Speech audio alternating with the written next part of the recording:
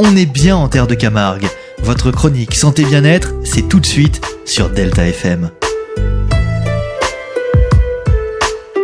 Et comme chaque semaine, je vous propose de retrouver notre sophrologue Stéphanie Isberg. Bonjour. Bonjour, j'espère que vous allez bien.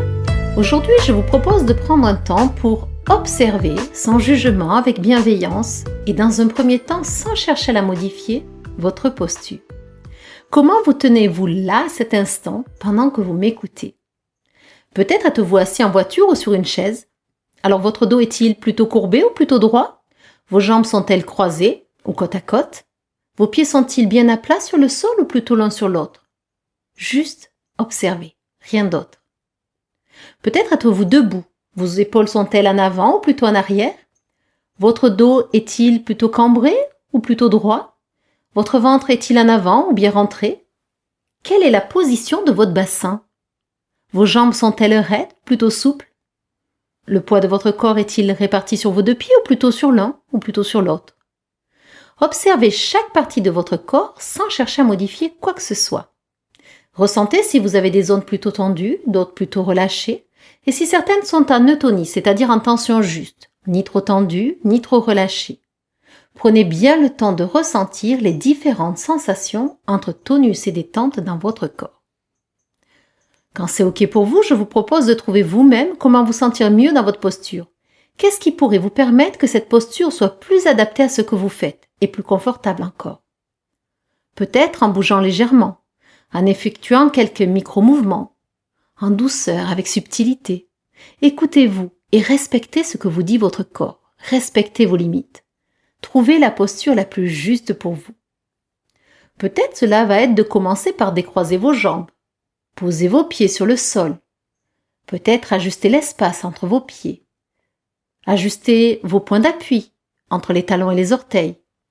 Pour cela, vous pouvez basculer d'avant en arrière, d'un côté puis de l'autre. Expérimentez selon vos possibilités, vos envies, à votre rythme et en douceur. Puis portez votre attention à vos jambes. Trouvez la tension juste dans vos jambes. Déverrouillez les genoux si besoin. Ressentez. Peut-être il s'agira aussi de redresser un peu votre dos ou rentrer légèrement votre menton afin d'ajuster votre verticalité. De modifier votre respiration, lui laisser du temps, de l'espace pour s'installer. Cela peut être aussi tout simplement de choisir d'autres vêtements ou d'autres chaussures, pourquoi pas.